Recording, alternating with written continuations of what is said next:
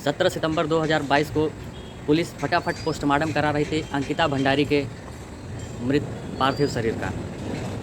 अगले ही दिन उसके परिवार पर दबाव बना रही थी पुलिस कि अंकिता भंडारी के पार्थिव शरीर का फटाफट अंतिम संस्कार कर दिया जाए, लेकिन उसके परिवार वाले कोई भी तैयार नहीं थे, क्योंकि जब तक अंकिता भंडारी के मामले का केस का सुनवाई नहीं किया जाएगा या उसके अपराधियों को पकड़ा नहीं जाएगा, तब तक उसके घर वाले उसके लाश को वैसे ही लेकर धरना पर बैठे रहेंगे, न ही उसका अंतिम संस्कार करेंगे, न ही उसको विदाई देंगे।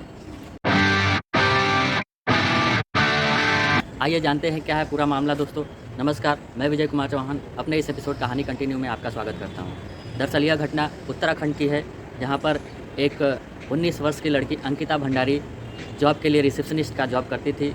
एक होटल है, एक रिज़ॉर्ट है, जहाँ पर लोग आते हैं स्पा कराने, मसाज कराने, अपना थकान मिटाने। वहाँ पर एक अलग से व्यवस्था दी जाती है कस्टमर्स को।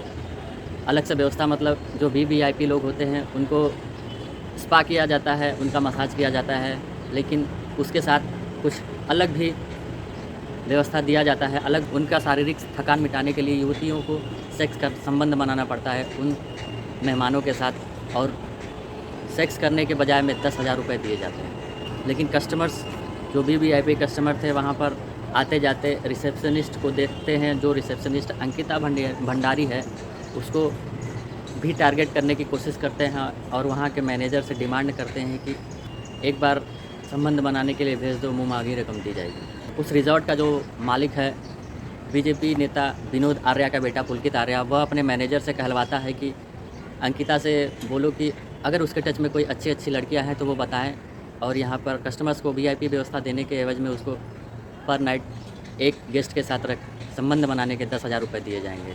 इनडायरेक्टली वो लालच अंकिता भंडारी को ही दे रहा था दोस्तों।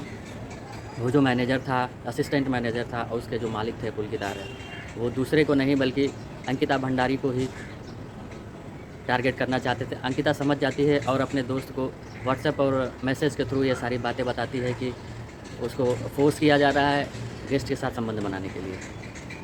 एक बार ऐसा भी होता है कि कोई कस्टमर शराब के नशे में अंकिता भंडारी को इधर उधर टच करता है, उसके साथ बदतमीज़ी करता है। तब से अंकिता भंडारी डर चुकी थी इन सब वाक़या से, इन सब बातों से कि उसका वहाँ रहना ठीक नहीं है। वह जॉब छोड़ने के लिए तैयार होने लगी। उसका मूड डिस्टर्ब हो गया कि नहीं, यहाँ काम करना सुरक्षित नहीं है। वह उसका अपना दोस्त था एक, उससे सारी बातें शेयर करती थी और वह उससे 8 साढ़े 8 बजे मिलने के लिए बुलाई भी थी। लेकिन जिस दिन वो उसको बुलाई थी मिलने के लिए, तो लड़का उसका फ़ोन ट्राई करता है, मोबाइल अंकिता भंडारी का स्विच ऑफ आता है। स्विच ऑफ होने के बाद वो परेशान हो जाता है। वह फ़ोन करता है वहाँ के मैनेजर को। मैनेजर का कुछ खास रिस्पांस नहीं मिलता है कि होंगी कहीं मोबाइल डिस्चार्ज होगा, बाद में ट्राई करिए। फिर इंतज़ार करते करते अगला दिन आ गया। उस लड़के ने वहाँ के मालिक पुलकित आर्या को फ़ोन किया। पुलकित आर्या ने भी फ़ोन नहीं उठाया। फिर वहाँ के शेफ़ से बात की। उस लड़के ने अंकिता के बारे में पूछा तो शेफ़ ने बताया कि वो तो 2-3 दिनों से दिख नहीं रही है। पुलकित आर्या से वह लड़का मिलना चाहता था, लेकिन पुलकित आर्या मिला नहीं। उससे फ़ोन पर बातें हुई, तो फ़ोन पर बातें होने के दौरान पुलकित ने बोला कि वो तो अपने कमरे में होगी। जब वो लड़का रिज़ॉर्ट पर जाके देखता है तो कहीं अंकिता भंडारी नहीं थी। तो उसको शक हो गया कि कहीं न कहीं बड़ी दुर्घटना हुई है अंकिता के साथ, जैसा वो आशंका जता रही थी।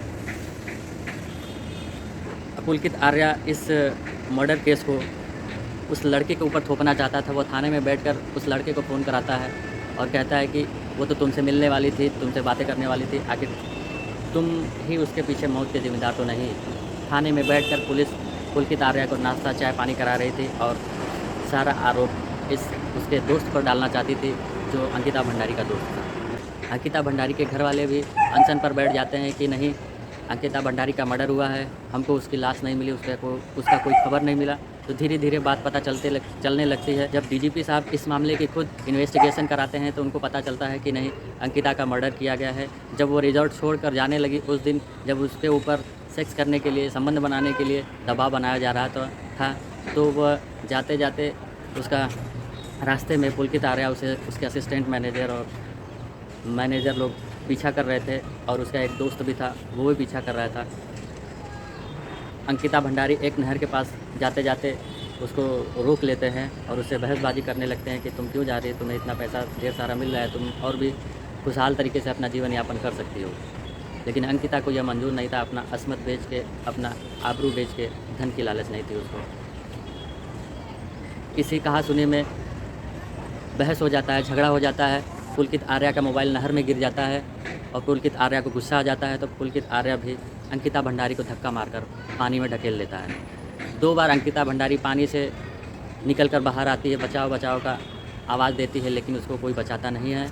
वहाँ से जो तीनों व्यक्ति थे, उसके असिस्टेंट, रिज़ॉर्ट मालिक और उसके दोस्त, सभी लोग वो डर के मारे भाग जाते हैं, लेकिन चाहते तो वो अंकिता भंडारी को बचा सकते थे।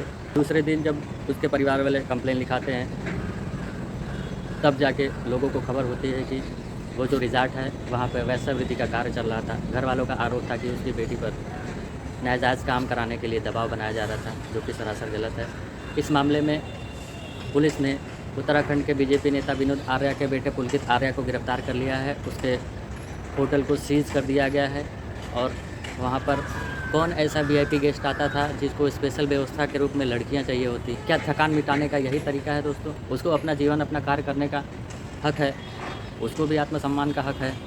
हम सरकार से यही गुजारिश करना चाहते हैं कि ऐसे होटल, ऐसे रिज़ॉर्ट को तुरंत तत्काल बंद कर दिया जाए, जो किसी के जीवन पर बन आए। और ऐसी वीआईपी व्यवस्थाएँ अगर सरकार की नज़र में, पुलिस की नज़र में चल रही हों, तो उसको तत्काल से तत्काल सीज़ कर दिया जाए, क्योंकि इस तरह नाजायज़ में ही किसी का जीवन चला जाता है, जिसके पीछे गार्जियन का बहुत ही मेहनत, योगदान और शिक्षा, समय सब नुकसान होता है।